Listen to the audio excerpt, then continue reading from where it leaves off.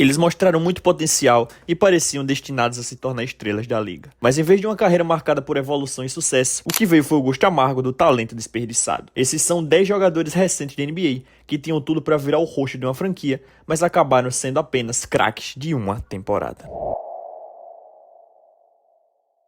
Depois de ser eleito jogador do ano da Big 12 e unanimidade no First Team All-American em seu último ano por Kansas, Devonte Graham encarou um choque de realidade. Mesmo com todo o currículo no college, o armador de 1,85 m caiu para a 34ª escolha do draft de 2018, já com 23 anos. Em sua temporada de estreia no Charlotte Hornets, Graham praticamente não teve espaço, atuando como terceiro armador da rotação, atrás de Kemba Walker e Tony Parker. Ele teve apenas 14 minutos de média em 46 jogos, sem grande impacto. Mas tudo mudou quando Kemba foi trocado para o Boston Celtics e Parker anunciou sua aposentadoria. De repente, surgiu uma enorme oportunidade, e Graham aproveitou ao máximo. Na temporada seguinte, ele explodiu, 18,2 pontos e 7,5 assistências por jogo. Números que o colocaram empatados com James Harden como o sétimo melhor assistente da NBA naquele ano. Além disso, Graham converteu 218 bolas de 3, ficando em quinto lugar na liga em arremessos de longa distância convertidos. Em vários momentos, ele parecia uma mini versão de Stephen Curry. Os destaques daquela temporada mágica incluíram a atuação com mais de 40 pontos em uma vitória contra o Nets e um arremesso decisivo absurdo contra o Knicks no Madison Square Garden. O mundo do basquete esperava que Graham desse o próximo passo,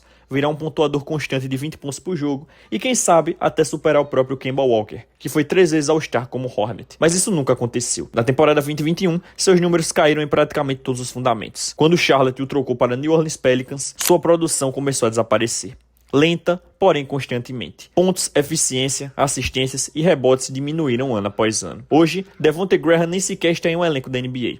Algo chocante para um jogador que, apenas 5 anos atrás, estava entre os 10 melhores da liga em assistências e bolas de 3 convertidas. Mas Devonte Graham não foi o único armador que brilhou em 2020 e hoje está fora da NBA. Outro exemplo claro é Kendrick Nunn. Sem ser escolhido no draft de 2018, Nunn passou um ano na J-League, onde chamou a atenção do Miami Heat, que o contratou para a temporada 19 e 20. A expectativa era mínima, ele deveria ser apenas uma peça de rotação, alguém para completar o elenco. Mas tudo mudou de forma inesperada. Logo na sua estreia na pré-temporada, Nunn simplesmente explodiu, anotando 40 pontos contra o Houston Rockets, a maior pontuação de um jogador do Heat em um jogo de pré-temporada nos últimos 20 anos. Do nada, ele virou assunto na liga.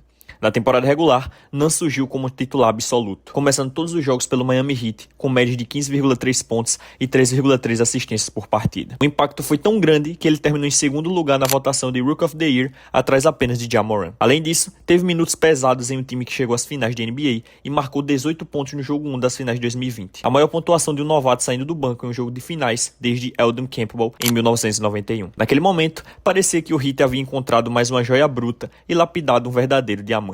Porém, a queda veio logo depois. Mesmo com melhora na eficiência, seus números gerais começaram a diminuir, e Miami optou por não renovar seu contrato. Ainda assim, o mercado enxergava muito potencial. O Los Angeles Lakers apostou em Nunn, oferecendo um contrato de 2 anos e 10 milhões de dólares. Só que o investimento não deu retorno. Kendrick perdeu toda a temporada 21-22 por conta de uma grave lesão no joelho, e quando voltou, já estava claro que ele não era mais o mesmo jogador. O Lakers rapidamente o trocaram para o Washington Wizards, onde atuou majoritariamente em minutos irrelevantes, o chamado garbage time. E assim, apenas 4 anos após uma temporada de estreia impressionante e uma participação nas finais da NBA, Kendrick Nunn estava fora da liga. Desde então, ele assinou um contrato com o Panathinaikos da Grécia, onde conquistou a Euroliga e foi eleito MVP do campeonato grego.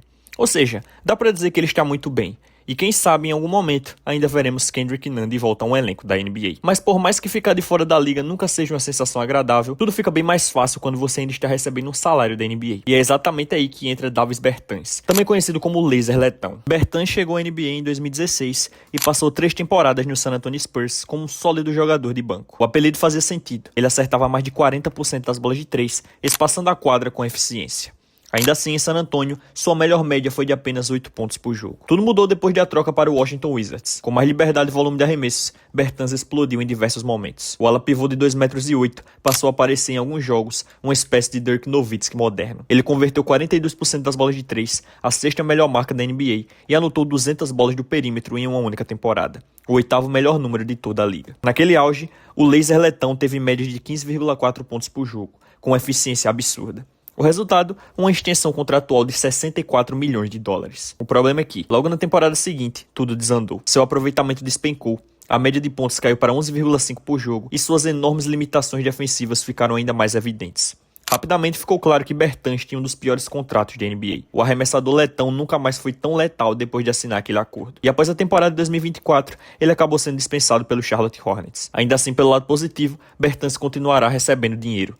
Charlotte ainda vai pagar 5,25 milhões de dólares na temporada 2025, mesmo com ele fora do elenco. E Bertans está longe de ser o único jogador a explodir justamente em ano de contrato. Na verdade, isso é algo extremamente comum na NBA. Mas é aqueles jogadores que foram realmente bons por apenas uma ou duas séries de playoff e mesmo assim garantiram um contrato gigantesco. O maior símbolo desse cenário é Bismack Biyombo, que contou com a sorte de se tornar agente livre em 2016, exatamente quando a NBA iniciava a primeira temporada de um acordo histórico de 9 anos e 24 bilhões de dólares com a ESPN e a TNT. Como consequência direta desse novo dinheiro da TV, o salary cap da NBA saltou de 70 milhões para 94,1 milhões de dólares, um aumento de 32%. O maior da história da liga. Essa explosão no teto salarial permitiu, por exemplo, que o Golden State Warriors contratasse Kevin Durant. Mas não foram apenas superestrelas que se beneficiaram. Jogadores como Timofey Mozgov, Luol Deng e Bismack Biyombo também lucraram, recebendo valores que seriam simplesmente impensáveis apenas uma temporada antes. Biyombo passou seus 4 primeiros anos em Charlotte, onde teve médias modestas de 4,4 pontos e 6 rebotes por jogo. Já na temporada regular de 2016, atuando pelo Toronto Raptors, seus números melhoraram apenas um pouco. 5,5 pontos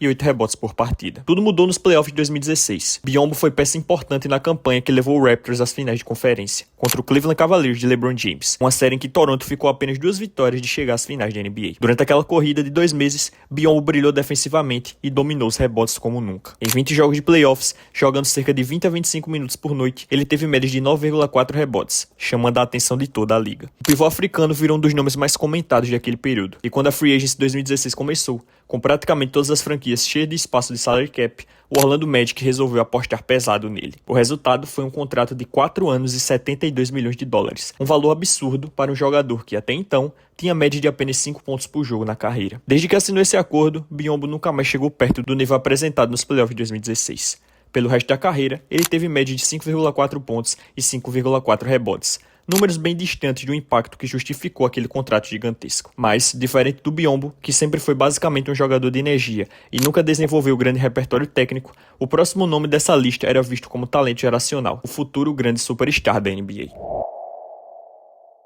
Calma, tem alguns avisos importantes. Primeiro, é pedir pra você deixar o like e me ajudar a bater 65 mil inscritos nesses últimos 10 dias do ano. E a novidade é pra você me seguir lá no Instagram, @BrenoC30. Lá eu posto enquetes pra vocês escolherem os próximos vídeos, atualizações sobre o canal e opiniões de jogos de NBA que eu não falo aqui. Então dá essa moral e agora vamos voltar pro vídeo. Tamo junto. Jabari Parker foi a segunda escolha geral do draft de 2014 e parecia ter tudo. Com 2,3 metros de altura, cerca de 113 quilos, um arremesso confiável e um controle de bola impressionante para alguém de seu tamanho, Parker parecia capaz de fazer absolutamente tudo dentro de quadra. Em 2017, sua terceira temporada na liga, ele atingiu o auge. Média de 20,1 pontos, 6,2 rebotes e 2,8 assistências, com 49% de aproveitamento dos arremessos de quadra e 37% nas bolas de 3. Ao lado de Giannis Antetokounmpo, Chris Middleton e do próprio Parker, o Milwaukee Bucks voava. Naquele momento, tudo indicava que a franquia havia encontrado seu Big Three para a próxima década. Mas então, o joelho de Jabari Parker simplesmente não aguentou. Parker rompeu o ligamento cruzado anterior pela primeira vez ainda em sua temporada de calouro em 2014.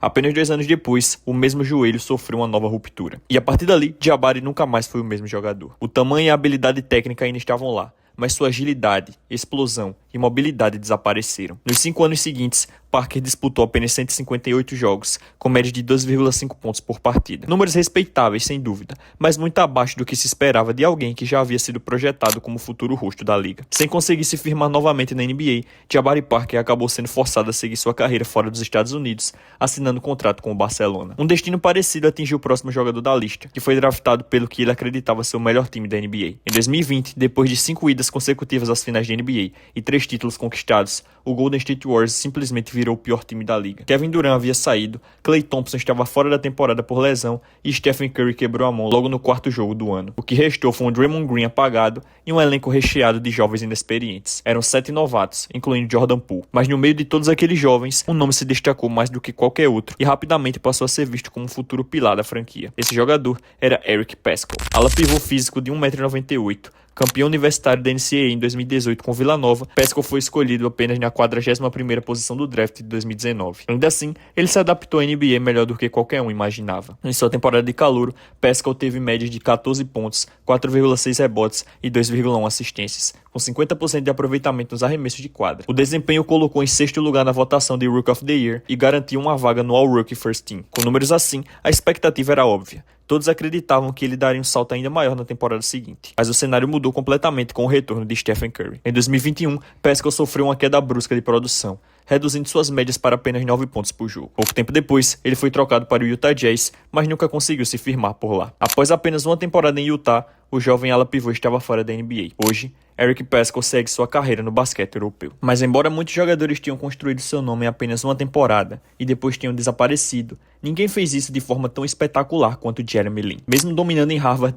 onde teve média de 17 pontos e 5 assistências, com ótimos aproveitamentos de arremesso, Lin foi rotulado e ignorado. Poucos times estavam dispostos a apostar em um armador asiático, magro, sem o perfil tradicional da NBA. Ele acabou assinando com o Golden State Warriors como jogador não draftado, mas quase não recebeu minutos em quadra e logo foi dispensado. O mesmo roteiro se repetiu no Houston Rockets. Seu sonho da NBA estava por um fio, e Lin chegou a dormir no sofá de uma amiga em Nova York, enquanto atuava pelo New York Knicks com um contrato mínimo. Até que, em 2012, tudo mudou. O Knicks enfrentou uma onda de lesões e estavam especialmente desfalcados na posição de armador.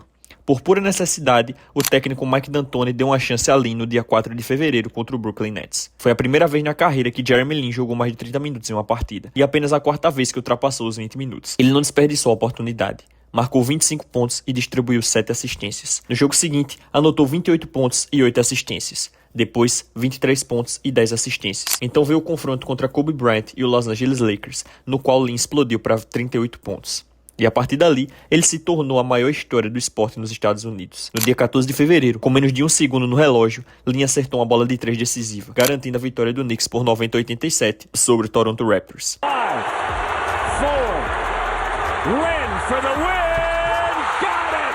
Assim, nascia Linsanity. Apenas 2 semanas depois de dormir no sofá de um amigo e temer ser cortado da NBA, Jeremy Lin havia se tornado um dos atletas mais populares do planeta. Naquela temporada, ele teve médias de 14,6 pontos, 6,2 assistências e 1,6 roubos de bola. Números que, infelizmente, permaneceriam como os melhores de toda a sua carreira. Embora Lin tenha tido uma carreira sólida, com médias de 11,6 pontos e 4,3 assistências ao longo de 9 temporadas, ele nunca conseguiu recriar a magia da era Linsanity. Talvez o maior exemplo de uma temporada lendária da história da NBA. E no caso do próximo jogador, o principal motivo para ele ter sido apenas uma lenda de uma temporada foi a idade em que nasceu. Se Jahlil Okafor tivesse vindo ao mundo 10 anos antes, poderia ter sido um dos melhores jogadores da NBA. Se tivesse nascido 20 anos antes, talvez fosse até um Hall da Fama. Okafor era um pivô à moda antiga, com um trabalho de pés excepcional, mãos enormes e um toque extremamente suave perto da cesta. Ele era um verdadeiro especialista em pontuar no poste baixo, jogando de costas para a cesta, característica que o levou a ser a terceira escolha do draft de 2015. Em sua temporada de calor em 2016, Okafor teve média de 17,5 pontos e 7 rebotes por jogo. O problema é que,